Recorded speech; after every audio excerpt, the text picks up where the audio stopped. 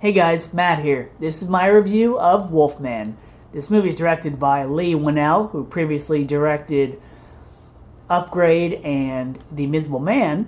And this movie stars Christopher Abbott and Julie Gardner. Now, the plot of this movie is a man and his family go to visit his old family farmhouse left to him after his father has been declared dead. Now, when they get to this farmhouse, an incident occurs, and they encounter this creature, and the husband gets injured, and he slowly becomes a wolfman.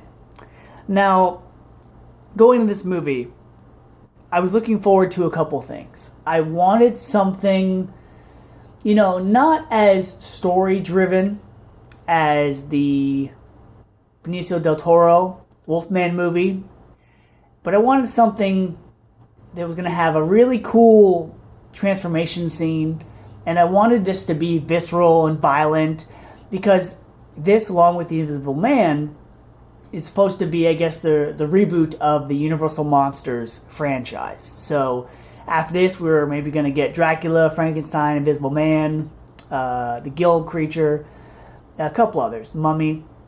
So I was excited. And having seen this movie, I can honestly say that it did give us a different take on the Wolfman character, but it was a lot slower, and it wasn't exactly the one that we all wanted. Now, the acting in this movie is okay. And I say that because I feel like the theme of this movie and the point of the scenario these characters were put in kind of outweighs what happens on the screen. It tries so hard to drive home this point that's established early on in the movie that some parents, are protective of their children, which they have every right to be. But it gets to the point sometimes where some parents are a little too protective, overprotective, if you will. And there's a quote in the movie that Christopher Abbott gives to his daughter where he says that some parents are so protective of their kids that they end up becoming the thing that they're trying to protect their kids from. And that, and aside from a familial theme about communication, I felt was the theme of this movie. It wasn't so much about the monster, the creature plot line, and introducing this new version of the Wolfman instead of just talking about family. And when you go into a horror movie about a monster, that's really not what you're there for. But unfortunately, that's what we got in this movie. Christopher Abbott is fine as the father in this movie. He only has dialogue for about half of the movie, and then once the transformation happens, he ceases to speak or communicate. Christopher Abbott was in Kraven the Hunter. He played the foreigner. He was also in the movie Possessor. And Julia Gardner as the wife in this movie. She's a good actress. She was in Ozark. She's in a couple other things.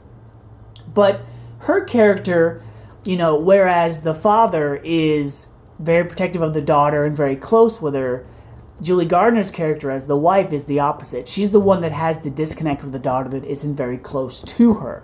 And that's something that I felt the movie kind of wanted to go more in depth with after, the father ceased to be the man, the husband of the family. They should have had this point where the mother and the daughter grew closer together, but aside from running in fear, they really didn't. That communication, that relationship, that bond should have been explored more.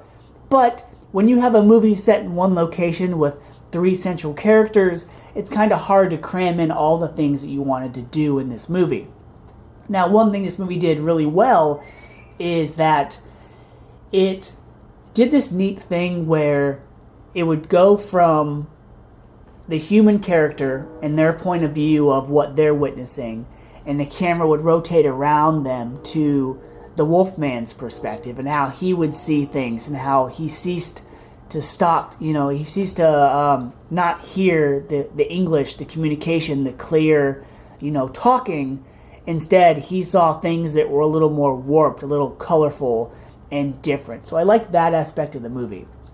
So, also, the character design, the creature design, isn't as, classic werewolf style as some people would have hoped, but rather just more human-like with some hair, some exaggerated features, and just the inability to communicate.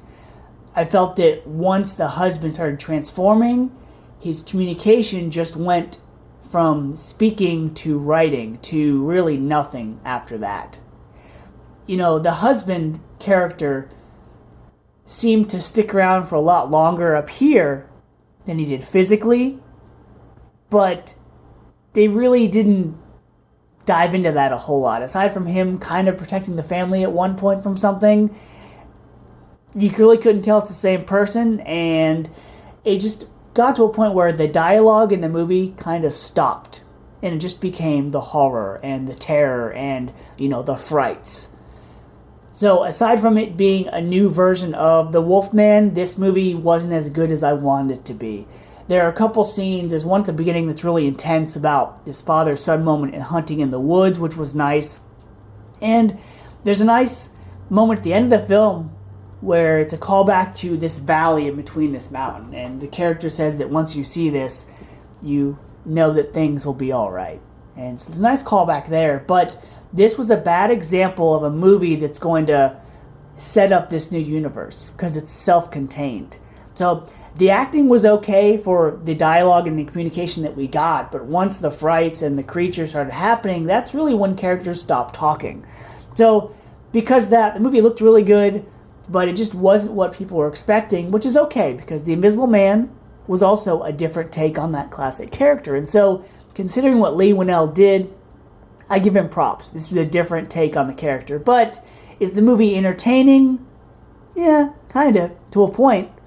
So because of that, I'm going to give Wolfman a B-. It was a good movie. It's a good monster film, but it's not something I would rush out to see again. So until next time, guys, see ya.